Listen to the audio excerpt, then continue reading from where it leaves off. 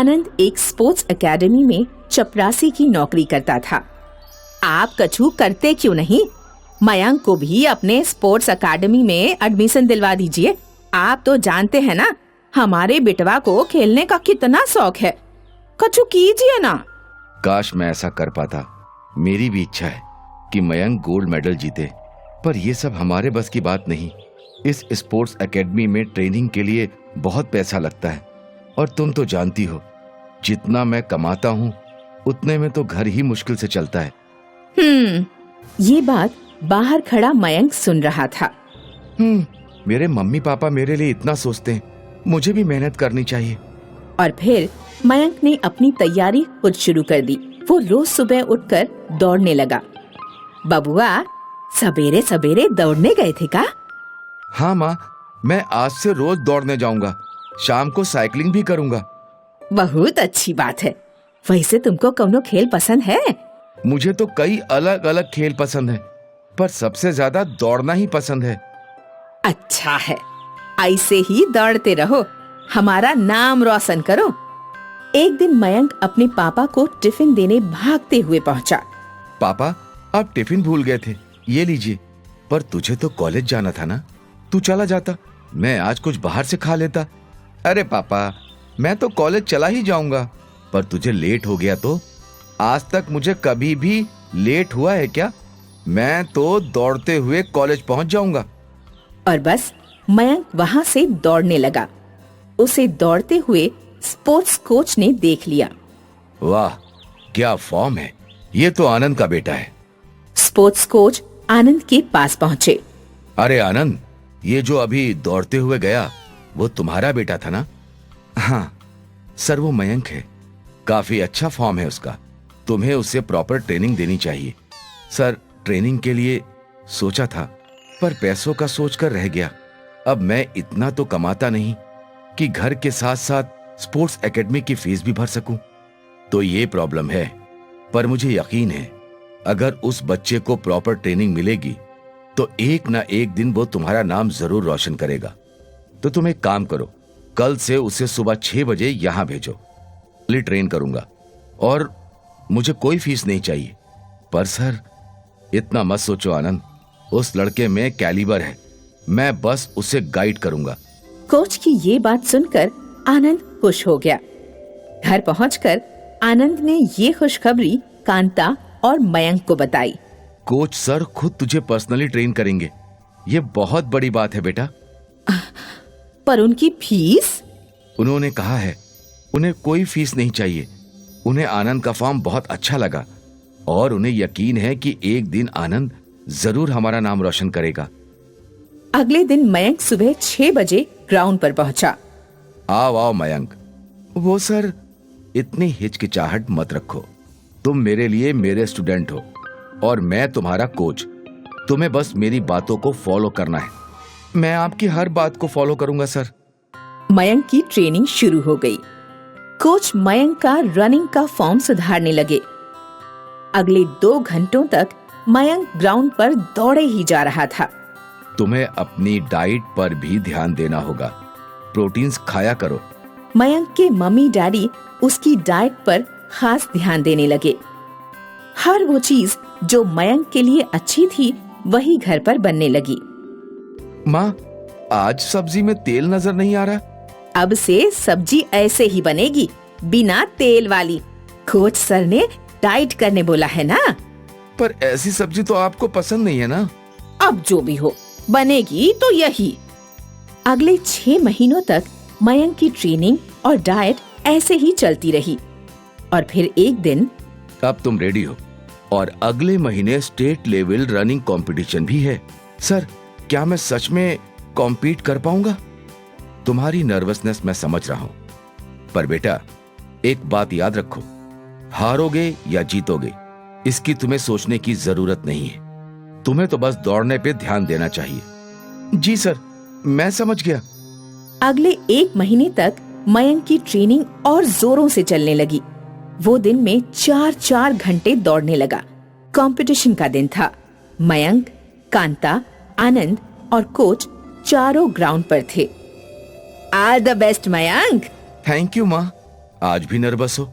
मयंक, तुम्हें कुछ सोचने की जरूरत नहीं। जैसे ही सीटी बजे बस एंड पॉइंट पर पहुंचने के लिए भागना। बगल में कौन दौड़ रहा है, कौन तुम्हें देख रहा है, ये सब तुम्हें देखने की बिल्कुल भी जरूरत नहीं। जी सर। मयंक स्टार्ट पॉइंट पर खड़ा था और मयंक से ज्यादा उसके मम्मी पापा नर्वस थे, पर कोच को मयंक पर पूरा भरोसा था। रिलैक्स, मयंक जरूर जीतेगा। सारे कंटेस्टेंट अपनी अपनी पोजीशन पर थे। On your marks, gets set, गो।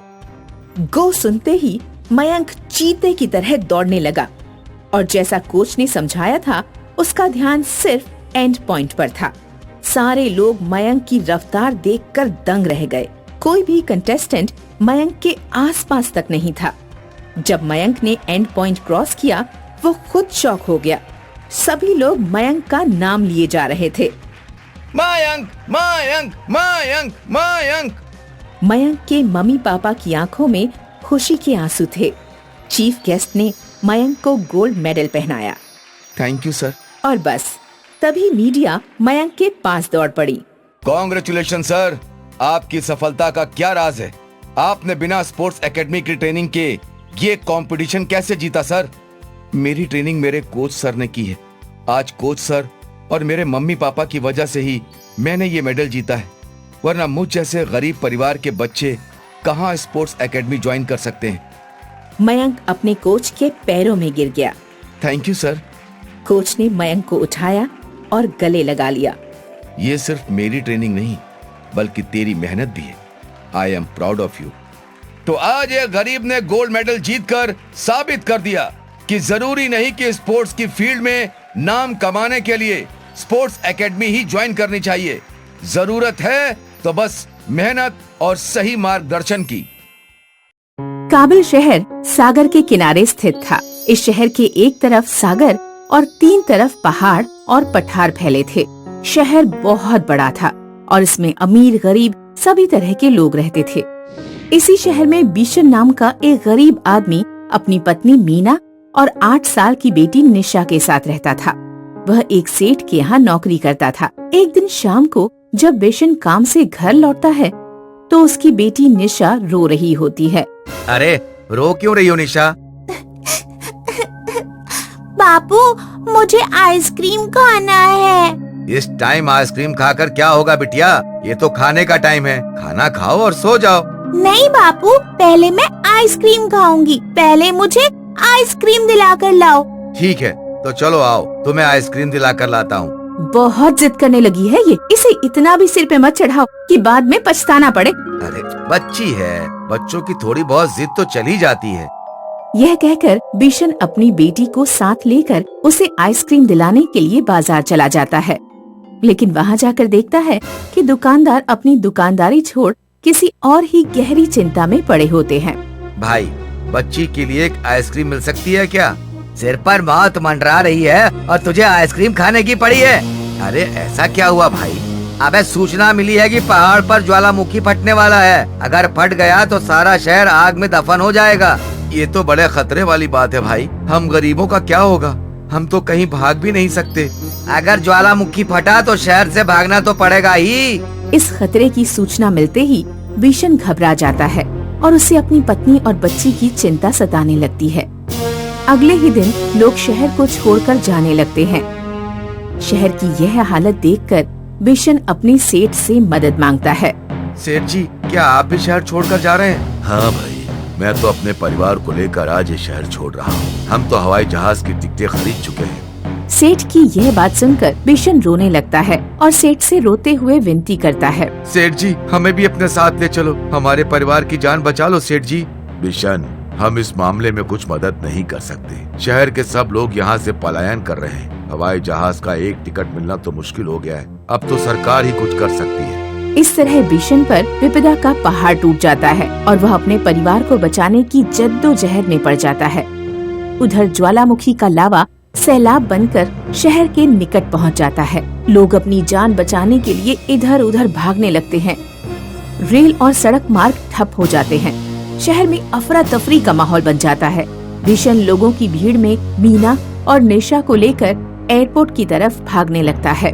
अरे मीना, जल्दी चलो वरना हवाई जहाज उड़ जाएगा। चल रही हूँ जी। आप निशा को अपनी गोद में उठा लो, कहीं भीड़ में गिर न जाए। गिर गई तो लोग मेरी मासूम बच्ची को पैरों के नीचे कुचलकर मार देंगे। ठीक है, मैं निशा को अपनी गोद में उठा लेता हूँ, पर तुम जल्दी जल्दी चलो। बिशन निशा को गोद में उठाकर लगभग दौड़ने लगता है कि तभी ठोकर खाकर गिर जाता है और देखते ही देखते लोग उन पर पैर रखकर गुजरने लगते हैं। फिर बिशन तो किसी तरह हिम्मत करके उठ जाता है, मगर अपनी बेटी निशा को नहीं उठा पाता। इस तरह निशा लोगों के पैरों के नीचे कुचलती रहती है और मर जाती है। हे भगवान, मेरी बेटी मर गई। निशा, निशा उठो बेटा, क्या हुआ तुम्हें? ये तो अब मर गई, अपनी जान बचाने की सोचो, समझे? हाँ हाँ, तुम ठीक कह रहे हो, पर मेरी पत्नी भी तो है भाई, वो कहाँ गई? मीना, मीना तुम कहाँ चली गई? देखो हमारी बेटी मर गई मीना। इसी तरह से चीखते चिल्लाते बिशन लोगों की भीड़ में अपनी पत्नी मीना को ढूंढने में लग जाता है, मगर वह उसे कहीं दिखाई नहीं देती।